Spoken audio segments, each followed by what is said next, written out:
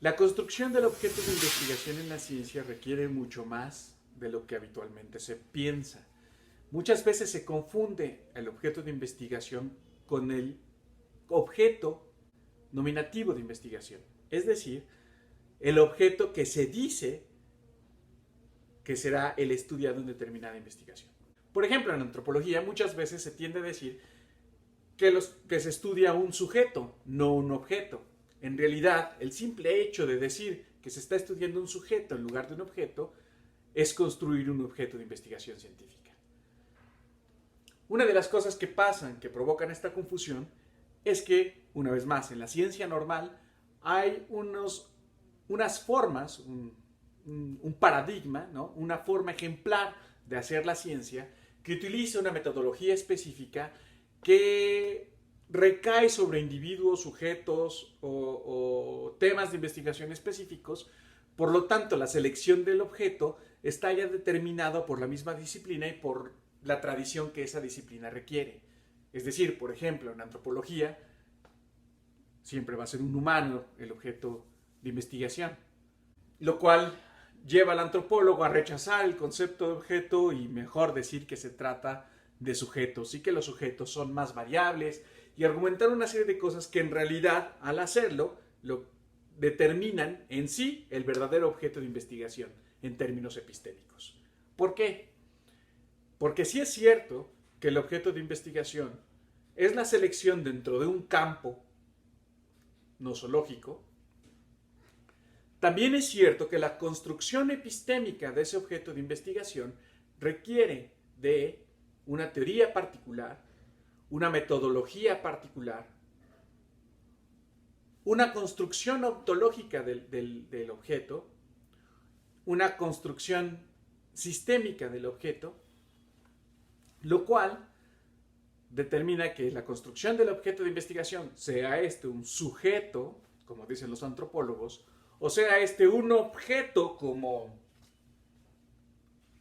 este, sigue siendo de cualquier forma una construcción que recae de manera objetiva, de ahí la palabra objeto, sobre un fenómeno dado acotado en dimensiones particulares. Y estas dimensiones particulares, de las cuales ya hemos hablado en otros videos, tienen que ver pues con las dimensiones temporales, ontológicas, metodológicas, etcétera, etcétera, etcétera.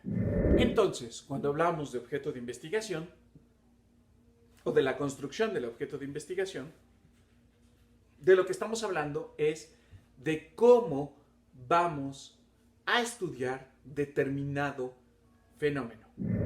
Entonces, como objetos tenemos los objetos nominativos, es decir, aquellas partículas de materia, aquellas aglomeraciones de materia que conforman una unidad y que son determinadas por una sociedad en específico como algo delimitado y con una entidad propia. Objetos categóricos, es decir, campos semánticos, conjuntos de fenómenos o actividades de determinados sujetos de una población, individuos dentro de una población, que son susceptibles de ser analizados bajo determinado concepto homogeneizador. Una vez más, dentro del concepto objeto, aquí a nivel de categoría, podemos otra vez hablar de la homogeneización. Porque al fin de cuentas, para que nosotros tengamos un objeto, necesitamos tener homogeneización. Y aquí le doy un poco de razón a los antropólogos que hablan de sujetos en lugar de objetos. Pero este objeto no es un objeto de estudio, como cuando decimos vamos a construir un objeto de estudio, sino es un objeto de estudio como en de vamos a seleccionar entre otras cosas. ¿Ok? Y finalmente, el objeto que nos importa, que es el objeto epistémico de investigación. Es decir, aquel sobre el cual va a recaer la estructura de pensamiento de determinada disciplina. En el caso de la antropología, aunque no lo parezca, se han construido diferentes objetos de estudio. Y hay diferentes formas de construirlo. Por ejemplo, hoy en día está muy en moda hablar de la construcción del conocimiento a partir de la interrelación del conocimiento construido por las poblaciones originarias y los antropólogos. En conjunto se construye un tipo de conocimiento. Esa forma de construir el conocimiento, cualquiera que sea este conocimiento, es una forma epistémica y por lo tanto aquel conocimiento que se construye, que pretende ser objetivo, es un objeto de estudio epistémico. El objeto epistémico de estudio, el objeto de estudio propiamente dicho, que es un objeto epistémico, es una construcción multidimensional que incluye aseveraciones ontológicas, principios axiológicos, condiciones metodológicas y finalmente delimitación de grupo, lo que habitualmente se considera objeto de estudio, es decir, el objeto nominativo de estudio. Estas tres diferencias entre el objeto nominativo, el objeto categórico y el objeto epistémico de estudio deben de ser siempre consideradas porque cada tipo de ciencia, cada tipo de disciplina y dentro de la antropología, cada tipo de tradición disciplinar construye el objeto de estudio de una manera muy diferente.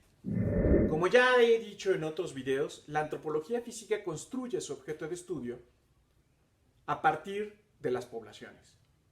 Es decir, nuestro objeto de estudio no es un individuo. El individuo a veces nos va a ayudar a establecer ciertos parámetros de la población, como una especie de ejemplo o como una muestra aleatoria dentro de una población. Pero el verdadero objeto de estudio de la antropología física es la población.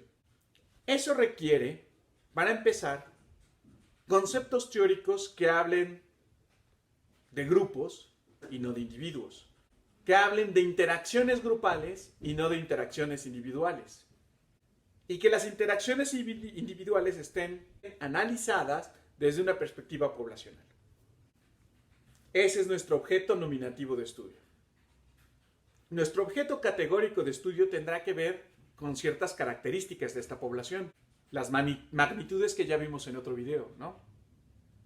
¿Dónde se encuentra? ¿Qué edad tiene? ¿Qué particularidades lo diferencian del resto de la población que tiene esa misma edad y que habita en el mismo espacio? ¿En qué momento estamos analizando esta población? ¿Y cómo es que yo como antropólogo me voy a acercar a ella? ¿Qué herramientas voy a utilizar? ¿Qué metodologías de obtención del dato empírico? Entonces ya tengo mi objeto nominativo y ya tengo mi objeto categórico. Falta mi objeto propiamente epistémico. Es decir, el que incluye estas dos nociones más los principios axiológicos y el concepto ontológico del objeto. Como ya he explicado en otros videos, la ontología del objeto de estudio es muy importante. La forma en la cual concebimos al objeto va a ser muy diferente en cada disciplina y además esta misma ontología nos va a permitir acceder de alguna forma o de otra a diferentes tipos de preguntas. No nos vamos a hacer la misma pregunta si consideramos a la población como aquella que está caracterizada por un conjunto de hombres maduros, o sea, en edad reproductiva, que si la consideramos como un conjunto de hombres y mujeres en edad reproductiva, o a que si la consideramos como una serie de hombres y mujeres de diferentes edades que participan en un mismo entramado social. El tipo de preguntas ha generado respuestas completamente diferentes y perspectivas completamente diferentes, lo cual quiere decir que aceptar determinada ontología de nuestro objeto de estudio va a determinar de una manera muy particular lo que yo vea de ella. Un ejemplo de esto lo tenemos con los estudios antropológicos de sociedades como la Inuit, por ejemplo, en donde en un primer momento la construcción del objeto ontológico había descrito a la población como un conjunto de hombres en edad reproductiva y describió a esta unidad justamente como una serie de individuos con un nivel de jerarquía equivalente. Es decir, que no había ningún individuo que tuviera mayor jerarquía que otro. Cuando la ontología cambió, obviamente, en principios ideológicos del investigador, acerca de cómo se conformaba esta población, y en lugar de ser hombres en edad reproductiva, fueron hombres y mujeres en edad reproductiva, nos dimos cuenta de que los Inuit no tenían en realidad esta población de jerarquía o sin jerarquía, ¿no? Sino que tenían una jerarquía muy dura donde todos los hombres en edad reproductiva se encontraban sobre todas las mujeres en edad reproductiva, que a su vez se encontraban sobre todos los niños, ¿no? Y los niños sobre todas las niñas. ¿Qué quería decir esto? Que simplemente la construcción de la ontología había dejado por fuera un montón de situaciones de violencia estructural, ¿no?, entre niveles jerárquicos en una población específica, simplemente porque no habíamos considerado a ciertos individuos como parte de la población. Y la otra parte de esta construcción del objeto epistémico, que es los principios axiomáticos. Por ejemplo, cuando nace el término cultura, se piensa que la cultura es una capacidad adaptativa innata del ser humano, que como tal se puede desarrollar en cualquier lado de la misma forma, y que solamente la capacidad de los individuos, o bueno, de las poblaciones, era la que facilitaba que ésta se desarrollara más o menos.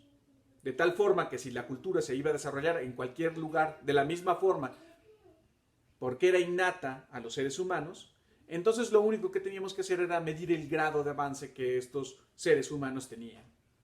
Cuando nosotros cambiamos el principio axiomático y pensamos que en realidad la cultura, aunque es un proceso adaptativo, no es inherente al ser humano, es decir, que no siempre se va a desarrollar de las mismas formas, sino que en cierto sentido es contingente, tiene que ver con ciertas capacidades humanas que se desarrollan en determinados momentos y lugares específicos de formas completamente particulares e históricas.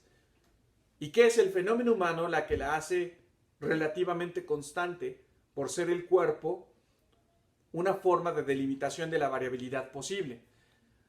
Cuando nosotros cambiamos este principio axiomático, cambia por completo la forma en la cual vemos la cultura, y esta forma de ver la cultura cambia por completo también la construcción del objeto epistémico. Entonces, objeto epistémico construido por principios axiomáticos y construcciones ontológicas. 2. Objeto categórico construido por las diferentes magnitudes del tiempo y de espacio que delimitan a determinada población. Y finalmente, objeto nominativo, es decir, esa serie de individuos a los cuales yo señalo desde mi tradición y que son susceptibles de la mirada disciplinar de la cual participo. El objeto nominativo, que es el que habitualmente se utiliza o popularmente se utiliza como el objeto de estudio, solamente funciona porque se hace desde una tradición específica, desde un tipo de ciencia normal, en términos kuhnianos de ciencia normal, ¿no?, desde un paradigma específico, es decir, una forma ejemplar de hacer la ciencia que tiene un tipo de metodología y que tiene un tipo de conceptos teóricos detrás, porque funciona desde un plano particular de observación de la realidad. Pero en la realidad, si uno quiere construir el objeto de estudio, tiene que estar al pendiente de estos 3 niveles de construcción de objeto de estudio, que en antropología física parten desde el principio ontológico de cómo concebimos al ser humano, que requiere de posturas axiomáticas al respecto de la evolución humana y del concepto cultura, después de la categoría y finalmente del nivel nominativo del objeto de estudio, que es la designación de la pregunta de investigación sobre un fenómeno particular.